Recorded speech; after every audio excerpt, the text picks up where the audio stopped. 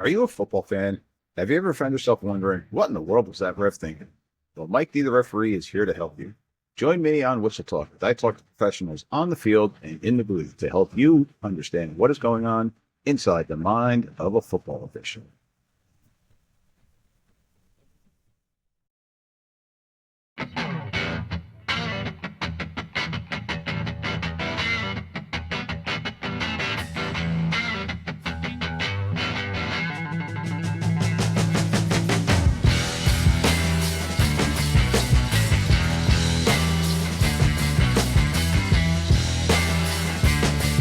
All right, ladies and gentlemen, welcome back to our next episode of Whistle Talk. This is Mike D, the referee, coming to you tonight. Tonight, we're going to do a little bit of a solo act. So, going back to doing a little singular, just a little bit of me, myself, and I. But tonight, we're going to be doing it for a playoff edition. Before I dive into our topic tonight, I'd like to ask once again, go on, hit those like buttons, hit those subscribe buttons, comment below, hit all those comments, shoot me an email, Mike D, the referee, all those different things. Help us out with the algorithm thing that we got going on here. Go on to YouTube, put a comment on there. We're all over the place, Spotify, Apple, wherever you're watching, wherever you're listening. Okay, give me those thumbs up. And if you got to give me a thumbs down, shoot me an email, and hopefully I can help correct that. So tonight's episode, a little bit different, because here in New Jersey, we're going to be coming up to, well, basically we have 2 more weeks left of our season here in New Jersey,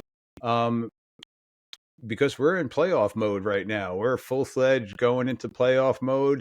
And so what I wanted to do tonight is do a little football officiating philosophy, the playoff edition style. So tonight I'm going to focus a little bit on just some key reminders that we get here in New Jersey. We have a great mechanics manual, and in the back of it, it has coaching, football philosophies, officiating philosophies, and just some key reminders and just some different things like that. So as the season is starting to wind down for most of us out there, and if you're lucky enough to continue going on and continue having more games in the upcoming weekends, just some little tips to keep in the back of your mind as you're going through. One of the main things that I was taught, and is actually in a reminder email to us this week, just get the big ones. Get the big ones. So a couple of different things. So we're going to start off here. I got some slides here for those that are able to take a look at it. But our mechanics manual just reminds us that all athletics is governed by some concrete and discrete set of rules. Okay, we all have that manual. We all have the case book. We all have the writing manual. And what the design is to ensure that all the players are getting an equal share of fairness, that we're looking to try to make it fair across all aspects.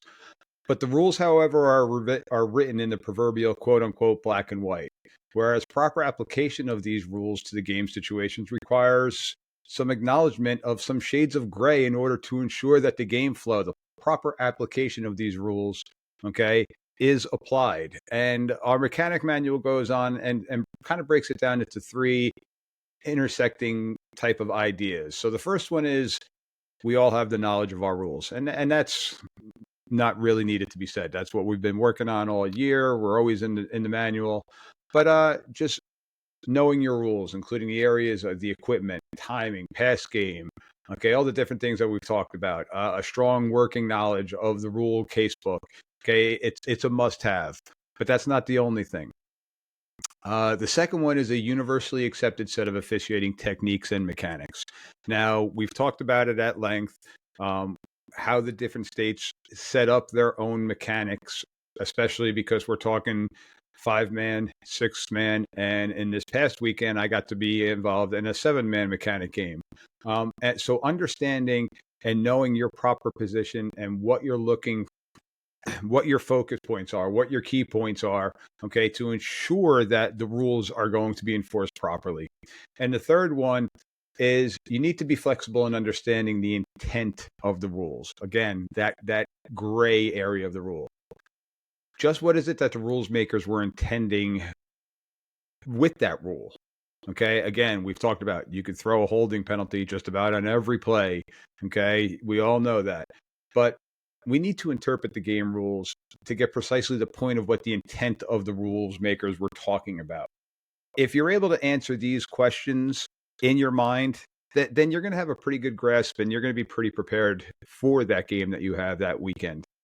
And again, we're now coming into our state semifinals and overall state championship rounds in the next 2 weeks. So there's some high stakes going on here. So we want to make sure that we're at our peak performance along with the players are having their peak performance. So a couple tips with it.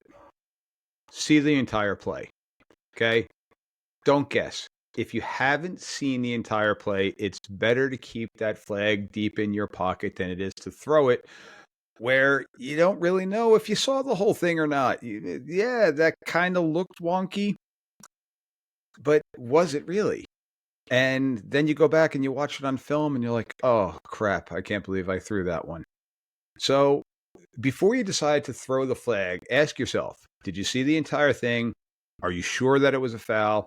And did it have impact on the play? If you are able to answer yes to all three, then you could possibly throw the flag. If you answered no to any of those, keep that flag deep, deep down in your pocket.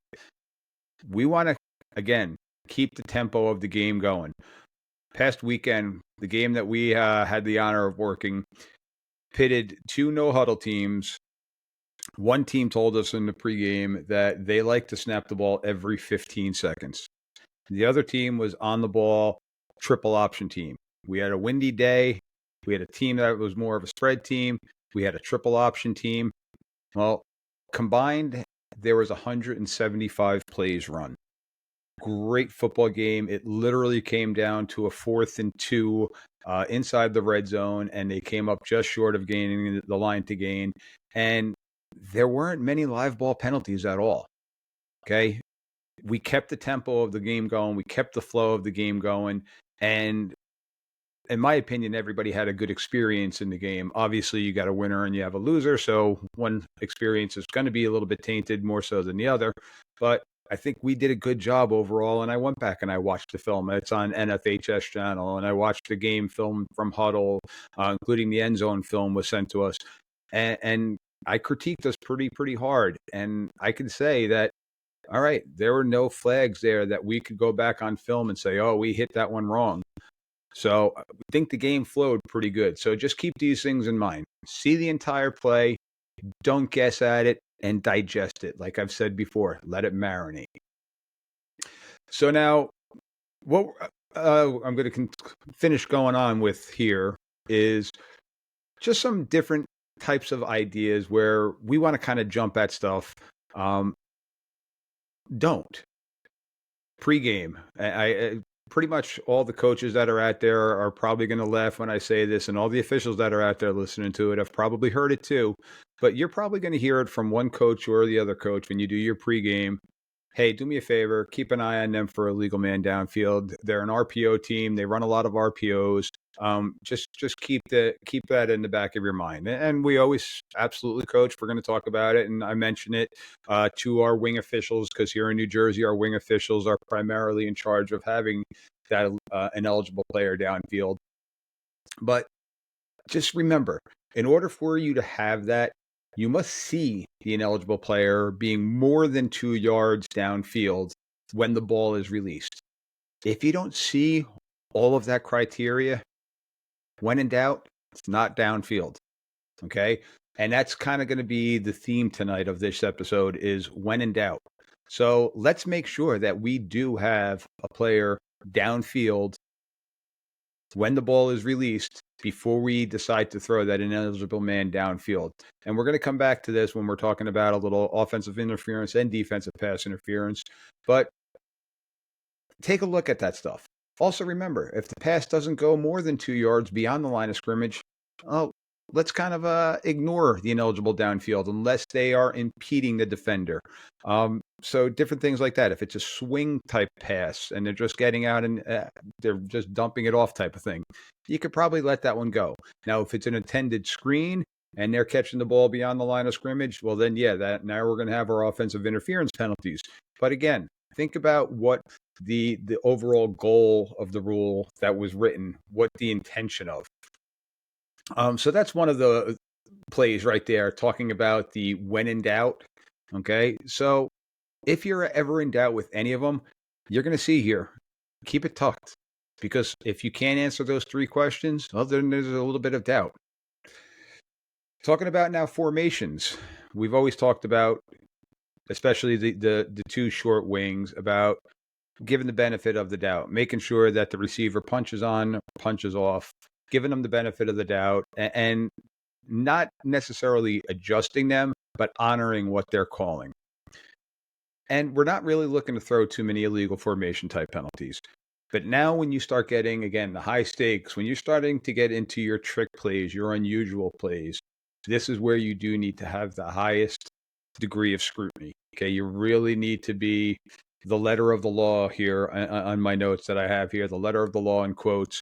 Okay, making sure that, all right, if they're going to come out and do something a little bit wacky, make sure that they are properly aligned, that they have all their I's dotted, their T's crossed. For instance, your muddle huddle. Okay, you're going to have some teams that are running a muddle huddle on their extra points. There are some teams that run the swinging gate in the middle of the field. Well, make sure that they are legally aligned, okay, that you don't have five guys in the backfield, that there's not an eligible player that is being covered up. So go over those things pregame, because it's on those tricky formations where, yeah, they're trying to get something over. Make sure that they're lined up properly. So that is one that we do want to go with the letter of the law. All right, so now I want to dive into and have a past episode of talking about interference, but now I want to dive into your defensive pass interference again and your offensive pass interference. So on the screen, I've got a list of 6 different things here, starting off with defensive pass interference of when you will call it. Okay, defender arrives early, not playing the ball. Okay, they're contacting, the defender is contacting the offensive player. Usually some form of restriction. Okay, not playing the ball. Playing through the back of the receiver in an attempt to make a play on the ball. We're going to throw that one. Grabbing and restricting a receiver's arm or body in such a manner that it restricts their ability to catch the pass. Well, we're going to have DPI there. Extending an arm across the body, the proverbial arm bar of a receiver, thus restricting the ability to catch the pass, regardless of the fact of whether or not the defender is looking for the ball. Cutting off or riding the receiver out of the path of the ball by making contact with them without playing the ball. Again, we're talking about without playing the ball. And then the last one is going to be a hook and restrict of the receiver in an attempt to get to the ball. That's usually where you're going to see the arm across the body, usually around the waist or something like that, and you're going to see the receiver's body turn prior to the ball arriving. Okay, those 6 ones, yeah, we're going to throw the defensive pass interference. Now, again, here in New Jersey, your DPI, it's a 15-yard penalty, not an automatic first down. But it is a big penalty. Any 15-yard penalty that you have is still going to be a big penalty. So we want to make sure that we have it. So the next slide talks about, well, when we're not going to call it. And this, again, we want to make sure that we do have something. We're not going to call defensive pass interference when players' feet, not feet. When their feet get tangled up with each other, but both players are looking back at the ball. Okay? It happens. The kids trip over each other. Their feet get tangled within each other. They're running full speed while they're trying to look up at an object and thrown through the air. Yeah, they may get tangled up with each other, but if they're making a play on the ball and they just happen to trip on each other, we're not going to throw pass interference on that. We're not going to throw pass interference when each player is making a legitimate play on the ball and there is some type of shoulder-to-shoulder contact by the players coming in from different angles. If they're both making a play on the ball and they just happen to arrive simultaneous, well, once that ball's in the air, that's anybody's ball. That's a free ball. So we want to give the defensive player as much of an opportunity to make a play on that ball as the offensive player. So if they're meeting shoulder to shoulder while making a play on the ball, we're going to give them the benefit of the doubt. We're also not going to throw a defensive pass interference when the contact is so close to touching of the pass that it's difficult to determine which one occurred first. Okay, that bang, bang play. That's the when in doubt scenario. If you can say 100% that that player got there early, throw it. But if you're unsure, let's not call that one. That's a big penalty again. That's a 15-yarder, and typically that is going to end up as a first down, but again, not the automatic first down. We're not going to call defensive pass interference when a defender places his hand on a receiver's body. Okay? Hand fighting happens. Okay, typically it's going to be on both sides, but just by having their hand on a body part doesn't mean that it's going to be interference. And skipping down to the last one, if it's not restricting the receiver in any attempt to make a play on the ball, it's not interference. The last one then is going to be incidental contact by the defender's hands, arm, or body when both players are competing for the ball or neither player is looking for the ball. Okay. If there's a question whether the contact is incidental, well, when in doubt, let's go with it was incidental, and we're not going to throw the interference.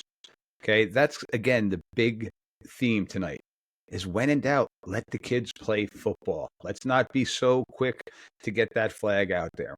Okay, let's not try to find those small things. Let's not go looking for it. Okay, let's see it and then call it. So, switching our thought process now to the offensive side of the ball. Offensive pass interference, little OPI. Initiating contact with a defender by shoving or pushing off, thus creating the separation in an attempt to catch the pass. Usually you'll see this one when the arms are extended.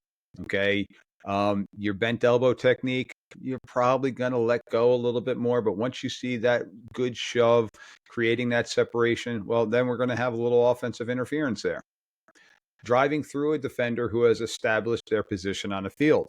That's offensive pass interference. Again, the defense has the right to make a play on the ball. If that receiver goes running through that person, think about a basketball and a charge.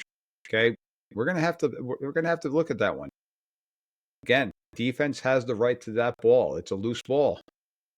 The third one, and this one is probably one of the hardest ones, the pick play. When a receiver initiates contact with a defender downfield in order to prevent them from making a play on a ball thrown to another receiver. Your short yardage plays, okay? We're seeing a lot with, I call it a whip route, where an outside receiver is coming in almost like a slant, putting their foot in the ground, and then bouncing it back outside. Well, that route is 100% legal. But it's when the guy goes in and instead of putting the foot in the ground and bouncing it back out, they kind of run into that linebacker who is going to be covering the next guy going out to the flat. Well, now you have your illegal pick. You see it more often in your short yardage situations, and it's definitely something that's very prominent in your red zone. So when you're down in those areas, again, keep a lookout. And this goes back to our first slide of knowing our mechanics. Because in a lot of different areas, when you get into that situation, 7-man mechanics, 6-man mechanics, sometimes inside that 5-yard line, if you're going in, your mechanics may be a little bit reversed. Here in New Jersey, we used to swap. Okay, our short wings and deep wings used to swap keys. Now we're maintaining our keys to try to prevent this, but at times it's tough, especially now if they're coming out in a trips formation and you got that third player where now somebody has to read a double key. If you got that 7-man mechanics and you got the guy in center field, that's going to definitely help out with that. And that takes out a little bit of that gray area. But again, be sure that you have it. And then picking off a defender who's attempting to cover a receiver. Again, that goes back to the pick play. So those ones, yeah, we're going to throw offensive pass interference on. Also, now we got to talk about, and I don't have it on my screen here, but the offensive pass interference by your linemen that are illegally downfield. Okay, that can be either an ineligible player downfield or an offensive interference if the ball is being thrown beyond the line of scrimmage. So that would be the fourth one here of picking off a defender who's attempting to cover a receiver.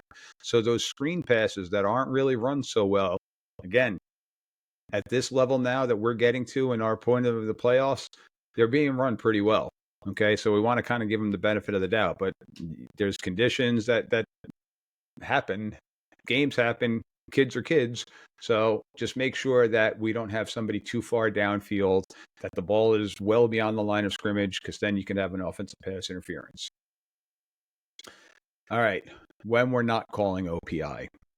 OPI will not be called on a screen pass where the ball is overthrown behind the line of scrimmage, but subsequently lands beyond the line of scrimmage.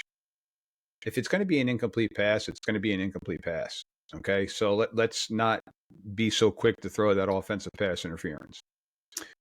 It's not going to be OPI or DPI if contact is made by an eligible player after A or B has tipped the ball. Okay. At that point in time, pretty much anybody can get the ball. Okay, we've talked about that one before. We talked about defensive pass interference where there's shoulder contact. Well, we're going to go give the same right to the offensive player. So the shoulder-to-shoulder contact. I have on here a look-in pass, but basically your over-the-shoulder type passes, your deep go balls, your fade routes, different things like that. And two individuals are running downfield, both trying to make a play on the ball, and their shoulders are bumping with each other. And if the offensive guy happens to be a little bit more physical, we're probably not going to call OPI on that one if they're both making the play. And the last one again now is it's not offensive pass interference on a pick play if the defensive player is blocking the offensive player when the contact occurs. This is important because we have seen this one where a defensive player gets hands on and they're riding that receiver inside, and all of a sudden they end up running into another offensive player. That's on them. Okay, so if that happens, or if the contact occurs within 1 yard of the line of scrimmage or extended neutral zone, we're not going to throw OPI on that. Again, when in doubt, keep it tucked. Unless you can hit all those criteria that we mentioned on the previous slide, let's not be so eager to throw that flag. So, got a couple more slides, and this is going to be a little bit of a shorter episode tonight, but this one is literally titled When in Doubt. So the first one is when in doubt regarding hits away from the ball near the end of the play. If you have to throw that one, consider it a dead ball foul instead of a live ball foul. So when in doubt, make it a dead ball foul. When in doubt, whether the quarterback has passed the ball or they fumbled, the arm is coming forward. If you are not 100% certain, make it an incomplete pass. Okay? When in doubt of the QB pass or fumble, make it a pass. The next one, when in doubt as to whether the pass was a forward pass or a backward pass, give it the forward pass. Okay? Let's not look to try to make that a fumble. Let the statisticians, if they complete it, give the person some rushing yards instead of passing yards on that. Who really cares about that? That's not our job. But if it's that gray area, if it's directly straight down, if you're not 100% sure that pass went backwards, then it went forwards. And we just actually had this scenario a couple weeks ago with my crew with a fumble. And it was a deep pass. So our deep wing was still about 20 yards downfield, trying to keep everything in front of them. Well, our short wing was letting the play develop and then trailing the ball as the ball was in the air, doing their job. I spun myself to try to help them out because I know the angles with this one going. Receiver caught the ball, was fighting for some extra yardage, and all of a sudden the ball kind of just popped out into another receiver's hands, who then went going forward. And one sideline was screaming that was a forward lateral. The other sideline, well, they weren't saying anything. Well, I didn't have a good angle on it because where I was stationed in the field. The short wing didn't have a good angle on it. The deep wing didn't have a good angle on it. It was that gray area. We didn't call it. We ended up going back and watching it on film. Well, what had happened was the defender punched the ball out of the receiver's hands, and it did go slightly forward.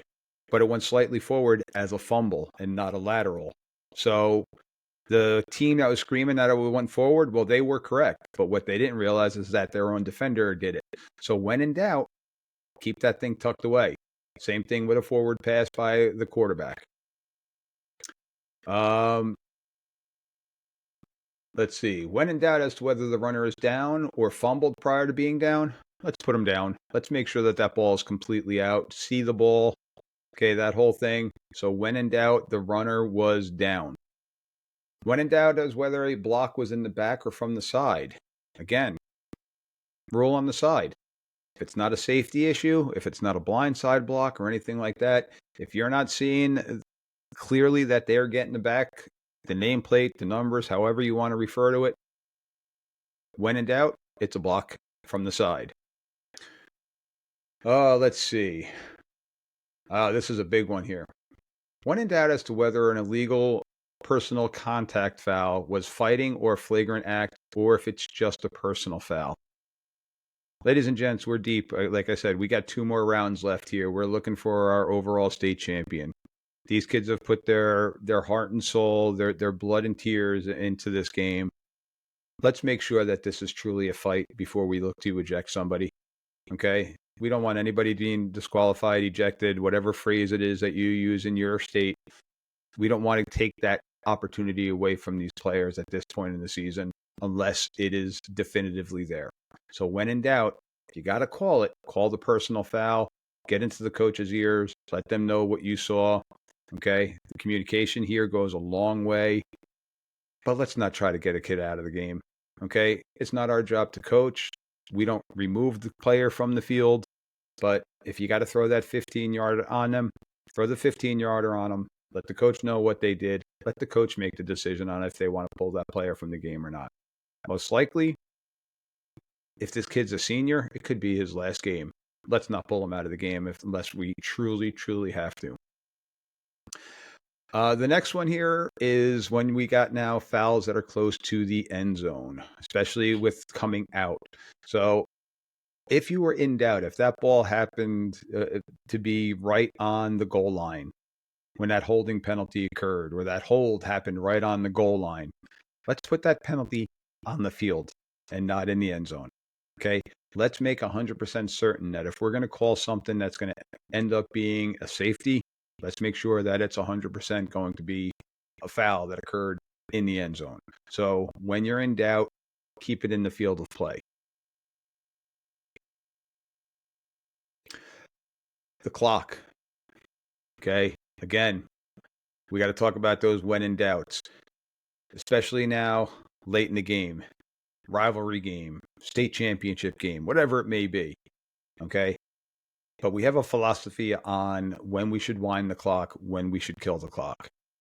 Understand, ladies and gents, when it's late in the game, know the timeout situation. Know what's going on. If A is low on timeouts or possibly even out of timeouts, understand that the coaches are calling plays that their full intention is to catch the ball and get out of bounds to stop the clock. The underlying philosophy is that they will sacrifice a yard or two in order to save seconds on the clock. So if you have a runner who runs out of bounds, put him out and stop the clock. Okay? So here's our in doubts. And the phrase that we always come back to is when in doubt, put him out. If he's driven out parallel to his path, okay, rule him out, stop the clock if he's driven out parallel. If he's driven out even after contact takes him back a step or two, okay, if he could stay upright and get out, take away the forward progress yardage, and then put them out. Okay, so you have the ability to do that. Keep that yard off, and if the coach wants to complain about that yard now, obviously if it's for a line to gain, okay, or if it's fourth down, something like that, well, you may want to sacrifice the yardage scenario like we just talked about. Give them the yardage, but keep the clock going, okay? But again, give them the benefit of the doubt. Also, when a player dives with the ball or some body part and they land on the sideline simultaneously with their another body part, and I have here with their knee hitting the ground inbounds, let's put them out of bounds. Let's give them the benefit of the doubt. Let's understand what the intent was in that scenario. If the intent was that player was diving to try to stop the clock, give it to him. Now, consequently, there are times where we are going to keep them in bounds. The runner's forward progress is stopped and the attempt to advance is stopped. and he's driven backwards or held up, and then there's an advance again or try to advance again, wind it. If there's a chance that they may fumble or the ball is stripped, call it, but wind it. Stop the play, prevent the fumble, but wind the clock. Okay? So this one, you're going to give it to them. You're going to go with the yardage, but we're also going to keep the clock going. And next one is, if they're tackled and stopped inbounds and it's only after a second act puts them out of bounds, well, then we're going to keep them in bounds. That's them. Okay, so if they're like trying to gain those extra 3-4 yards and they get stopped and their forward progress gets stopped, and then all of a sudden they decide that they're going to try to get out of bounds, well, your forward progress was stopped well inbounds at that point in time. So that one, we're going to have to wind the clock. Okay, that one's going to be an egregious one. Again, it's going to be one of those scenarios that kind of jumps out at you. So overall, understanding the philosophy and understanding the time of the game, these are the little key things that you're going to want to keep in your back of your mind. And again, when in doubt, put them out. When in doubt, put them out. So, ladies and gentlemen, like I said, today's episode is going to be a little bit of a shorter one. I don't want to keep everybody on too much longer. We're all either on our way to work, but I wanted to plant these seeds in your head. Think about these things as you're going into your game Friday night, as you're going into your game Saturday afternoon. Think about, again, how much time and effort these young men and women have put into getting to where they are getting to. Okay, think about that. You're at a state semifinal game. You're going to your big college stadium, wherever it may be. Okay, understand that, yeah, you've earned the right to be there also as an official, but so have these kids, so have these coaches. So let's do the best that we can to give them the best experience. Let's try to keep that flag as deep as we can, unless we have to call it. So keep those in doubt type scenarios in the back of your mind. Let the kids play football. They're probably high quality teams at that point in time. They're probably well coached teams at that point in time. Let the kids play the game of football. Let the coaches coach the game of football. And hopefully you get to witness a great football game with all parties getting out of there healthy and happy with somewhat happy with the outcome. Ladies and gents, that's all I have for you tonight. We're going to be back to our normal schedule with the interviews coming in our upcoming episodes. I just wanted to get this one out there for you with our playoffs out there. So once again, I thank you all for taking the time to listen. Please go hit those hit those subscribe buttons, leave me those comments, shoot me those emails, do whatever you got to do. Let's just keep going. Good luck to all parties that are still involved out there. And if unfortunately your season has come to a close, keep these little tips and reminders in the back of your mind for next year when you get back out there and when you start diving into those rules and mechanic books again. Well, with that being said, have a good night. This is Mike D, the referee, saying so long for now. If you're enjoying today's show and you want to show your appreciation to Mike D, you can buy him a beer by clicking on the link in the show notes or go to buymeacoffee.com/Mike D the referee. And as always, make sure to click follow and give 5 stars. Thanks for listening. Cheers.